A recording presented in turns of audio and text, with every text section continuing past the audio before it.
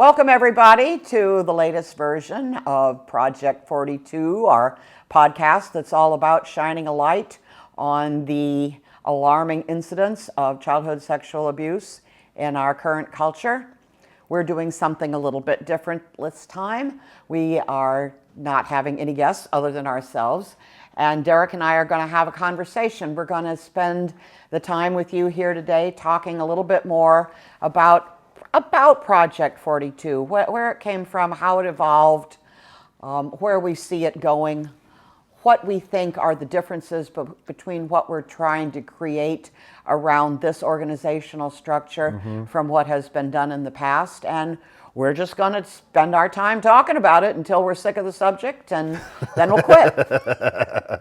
So anyway, everybody remembers Derek. Everyone remembers me.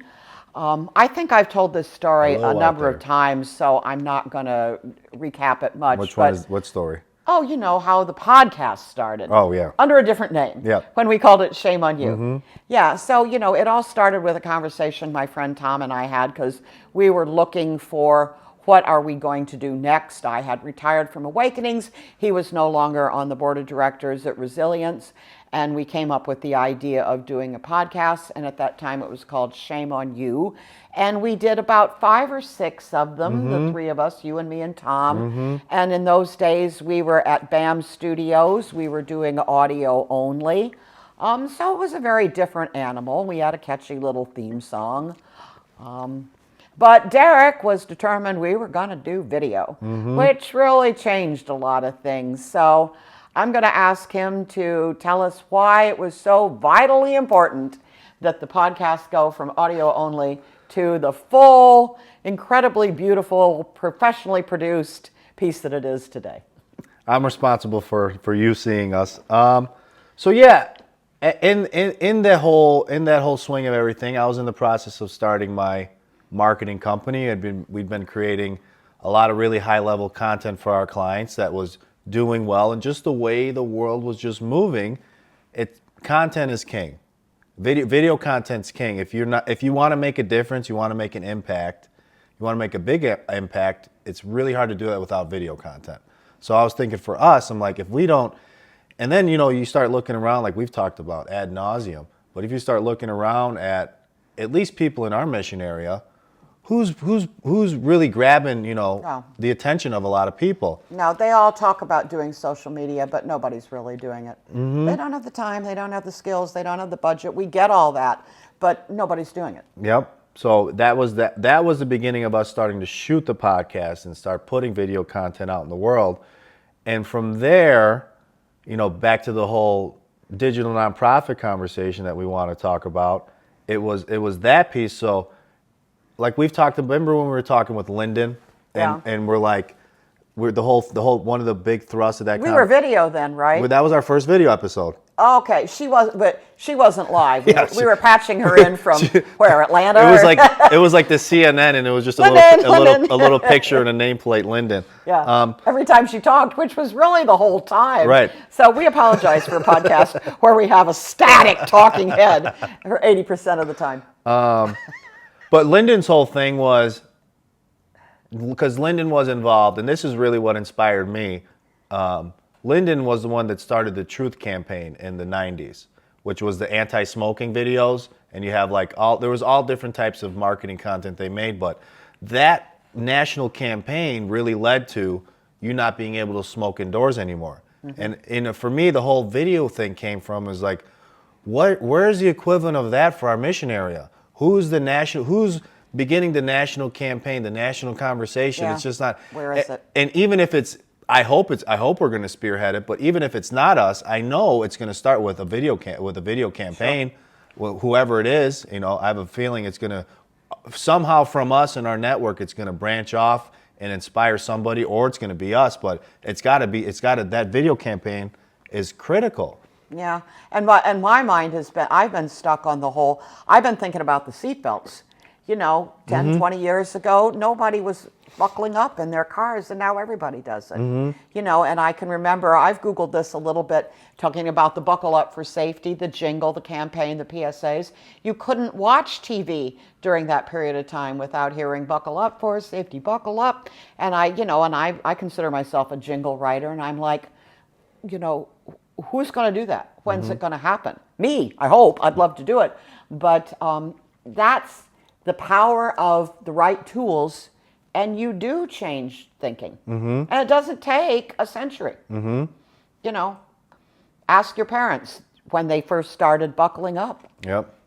My mother resisted it until she was like 95. But But yeah, and we were having a conversation before we started filming, and there was two main things that we really wanted to drill down today. And on Gene's end of things, it was just how these organizations are structured and their service-based models and how constricting that is.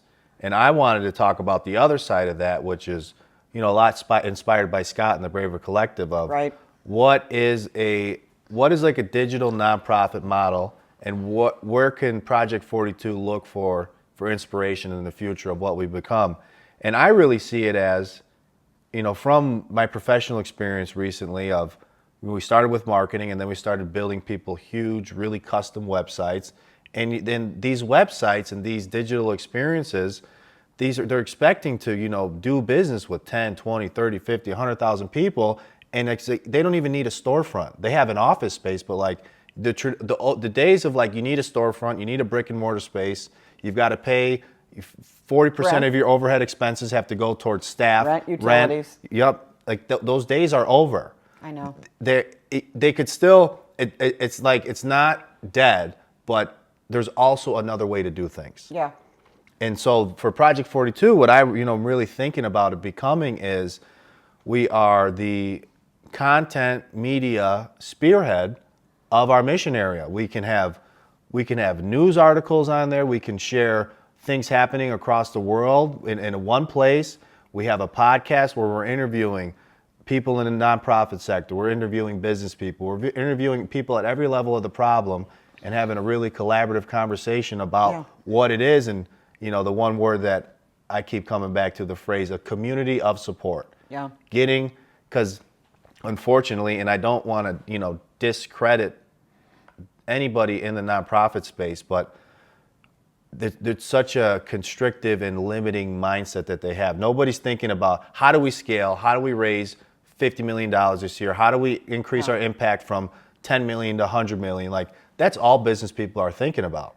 Yeah. And trying to bring them over is key. Yeah, well, you were the first person that actually said the phrase digital nonprofit. I remember we were working together over in a conference room over at our shared office space.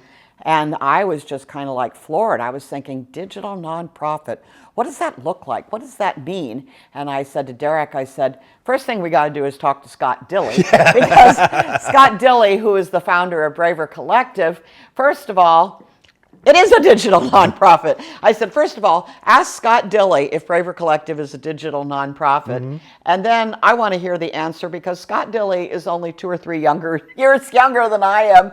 So all this stuff is, at some point it was as new to him as it has been to me. So I thought it was interesting to get his perspective on that. And then I just started thinking more and more about it. I was thinking, well, it's obviously for people with the brains and expertise who are younger than I. It's never going to be my role to figure out that part of it. But what I kept coming back to, and we all remember, I think, my beloved husband several podcasts ago uttering the famous phrase of, large problems require large solutions. Small is better. Is it? Is it really? That's Ernie's tagline. Right, Ernie, is it really web? We've got small organizations here in Illinois trying to solve huge problems. 42 million survivors of childhood sexual abuse in the United States. In Illinois, there is a network of ICASA agencies 2 or 3 of which are large. The rest of them we're talking about we're talking about agencies with budgets of a couple $100,000 a year, and they're all fighting each other to get what they consider their fair allotment of VOCA funds, and that's another story, and we'll get into that. We'll get into that in another podcast. But that money's not, in my opinion, that money's not going to be around to fight over a whole lot longer. And I just kept thinking, what all these agencies are based on a model from the 1970s that grew out of helplines, helplines. And it grew to providing the services that people needed, which was counseling, legal advocacy, and support in the emergency rooms. So they're service-based. And I just started thinking, why does it even make sense for tiny organizations to be based around providing services? For services, you need staff, you need a headquarters, you need benefit, you got staff, so you need benefit plans. All these huge costs that are going to do nothing but grow and grow and grow every year. And like I said, there's only 2 or 3 really large ICASA agencies in Illinois, and over the past 10 years, their budgets have been anywhere between $2.5 million to maybe $3.2 million, although neither of them are at that level anymore. And with these budgets, trying to offer these kinds of services and dealing with the constraints they're dealing with, because they don't just get the money. There are agencies between them and the VOCA funds, and you have to satisfy they call them oversight agencies, I believe. So you have to satisfy all those requirements. And at the end of the story, and I know because I've been involved in helping fund these organizations, the end of the story is I read an annual report that says with a budget of $2.8 million, we served 250 survivors. It's insanity. It's I don't really know of a more perfect example of insanity than that. What are we doing? It's not working. So, okay, next year, maybe you have a better year, you get a little bit more funding, so what? You help 300 people, 350 people? There's 42 million out there, and the numbers are growing every year, which is one of the reasons we changed our name, because we wanted people to get this over and over again. How many of us there are? Well, there's 42 million. Helping a couple, and so I don't know what that would break down in terms of Illinois, but you really think helping 250 people a year is going to do it? No, it is not. So I keep wrestling with this idea. Why are small agencies even offering services? That should be something that larger, better funded people are doing. There's all sorts of programs out there for people who require mental health services. Put it there. Right. Don't require one little agency that grew out of a call line to be trying to help a couple hundred people a year and watching their needs, their staff needs, their rent, their electricity, their everything else go up year after year after year, while the funding stays level or even disappears. I mean, it just can't happen. So when I think of a digital nonprofit, I'm thinking very simply, well, they don't have to provide services. Like for example, your personal platform and TikTok. Your TikTok has eclipsed or is about to eclipse 100,000 views. Like that, you're talking about a service-based agency that is going to reach and help in a significant way. 200. I have 100,000 views? Yeah. Oh, okay. 200.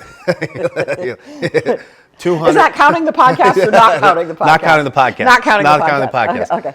250 people, right? If you look at every major, and I was reading, I have a advisory board member now who's like a business mentor, sharp guy, and we were talking about every major business in America right now. If you look at Target or Starbucks or whatever, all of their marketing efforts, everything is driven towards TikTok. How do you everybody's trying to get to Gen Z, like Caitlin's age and down. That demographic, that's the new consumer. How do we get them involved? So what are nonprofits in our mission area, how are they getting the most powerful tool that we have right now for connecting customers and business? How are they using it? No, they're not. Every year I hear people paying lip service. I remember when I was running Awakenings, everybody was, the thing. Well, we'll do a crowdfunding campaign. We'll do this. We'll do that, and it would be like, well, let's set it up on this. Let's, and everybody just kind of leapfrogging over the whole idea of yes, but what will our content be? Okay, we'll set up a crowdfunding page. Okay, we'll subscribe to this, and we'll make sure that. What's the content? Right. It wasn't until I met you, I don't think. I mean, I never had anything very positive to say about social media until I met you. I mean, I personally, I'm not even on it. It's me as an author, an advocate. Yes, I'm on it. But, I never really, nobody ever talked about content until I met you, and you're totally about content, even though every once in a while I kind of have to hit you a little bit and go, Derek, what's my content and how's it going to be used? Stop talking to me about the views and the numbers and I don't care about anything like that. What's the content and where's it going? What does it look like? What does it look like and where is it going? So I've heard over the years, this is not a problem with, in the nonprofit sector. I think everybody leaps over content and goes straight to what I call the distribution methods. I'm sure that's an outdated phrase, but, you have to have people that know how to create content or you're just wasting your time. And what usually happens is, the person who's responsible for social media, that's combined with 3 or 4 other job areas in one staff position. Right. And so somebody is allowed to spend 8 to 10 hours a week on social media. I spend more than that and nobody's paying, and I do it for free. Yep. So, this is an interesting point. That article is part of a series of business books that they were learning when he was in business school. My advisor. There's 4 keys to making sure your business is successful. He says operations. He texted me this the other day. Operations or systems. That's Ernie. Yeah, exactly. Ernie will love this one. Operations or systems. You have to be able to adapt to marketplace changes. It's number 2. Number 3 is you have to attract and retain top talent. And number 4 is you have to innovate. So you got to know what's going on. How's that different from number 2? Yeah, right. Exactly. Yeah, good point. I think the innovate piece is what are the best tools that people are using right now and make sure you're using them and making them better. Like who in our mission area is adapting to the marketplace, seeing how the world's changing and keeping up with it, finding the best people for the job and making sure that they keep innovating on that over time. Yeah. And we've talked about our friend Scott Dilley and Braver Collective. Scott's Yeah, but his subscribers, his database, the people that this was created for is survivors. Right. That's the number one. That was his dream. That was what he was creating, right. was a digital space for survivors, right. which isn't exactly what we're talking about. We don't know the future. We don't know what Braver Collective will be in the future. Right now, we're not our own nonprofit. We're operating under the sponsorship of Awakenings. Because it just doesn't make sense at our period of our phase of evolution to be our own 501c3 right now. Although we're working on it, but so we don't know where we'll be. We don't know where Braver Collective will be. Maybe we'll be merged. Maybe we'll all scale up and somehow come under one umbrella, which frankly is where I think we ought to be 5 or 10 years from now. But people who charge money to predict the future, I think are all broke. So the idea of adapting to a changing marketplace, I think that's where the nonprofit sector is falling down hardest and fastest. They'll if they can retain talent for the salaries they're offering, they'll do it. And right. there are good-hearted people that walk away from the top salaries and prefer to work on a mission that they feel, is more a match with where they want to be in the world. What were let's see, innovation? Well, I don't understand that one, so I won't talk about it.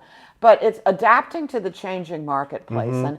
And as an old person, I hate to leave old people behind. Right. I mean, I feel very strongly that there is always going to be, when it comes to broadening your fundraising and revenue base and including individuals, you are going to have a certain number of high wealth people, and they're not going to be 25. Right. They're right. going to, so, you can't, you still got to maintain your website. You still got to know how to do a phone call. Yep. So the answer is, you're going to have to be all things to all people. Yep. You're going to have to know your market, know your audience, know your funders. Yep. I could do another whole podcast on that one. So, you have to adapt without losing sight. Well, again, it comes to who is your market? Right. I mean, if you honestly don't have a single funder who gives you more than a couple $1,000s a year that's over 50, well, obviously, maybe you scrap your website and spend all your time on TikTok. Right. Like I was thinking when you were just saying earlier, you have their operating budget's 2.53 million, and they were able to help 250 people. And that's not the whole story. That's direct services. They could probably give you numbers on outreach and their presence in the schools and their educational and awareness programs, small as they might be. So that would be, the number I was quoting, I think, would be termed direct impact. Got it. So if we look at it differently, let's talk about, the Braver Collective. The Braver Collective, they're going to be able to immediately when they launch, you're going to have a community of support for survivors that they could start off, the exact same structure they have can house 10,000 people, or it could house 10 million. Right. And that's where you're not doing a whole lot more hiring, right, in order to scale at that level. So then you can have, you actually have the infrastructure to help 10 million people. One of the heartbreaking things that I can't get out of my head was one of the organizations we talked to, and that was providing therapy for children after they experienced some horrific sexual abuse, and they had a monster backlog because they couldn't staff therapists. Now, I'm not saying, I don't know what the answer to that problem is, but there's so many constraints with, what you were talking about earlier, where a lot of those types of issues are the responsibility of government in a way. They should be. Right? They should be, but they're not. And it's we're trying to, the term I've been hearing a lot of people talk about is you're trying to boil the ocean, you're trying to help everybody. Yeah. We've got to we can get really specific with what our niche is, and just we're awareness, we're digital, we're going after the Gen Z demographic, along with what you said, we have the old school way of doing things and the new school way of doing things, and we're finding the marriage between those, and I think that I can't think of a better way to set ourselves up for success. Yeah.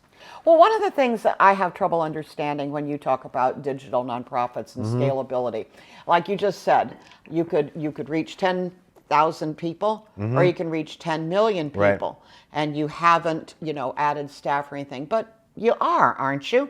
Because I know you're delivering the same content. Right. All you're doing is widening the audience. But you're gonna need a couple more web designers. You're gonna need a couple more content creators. You're gonna need a couple more video editors.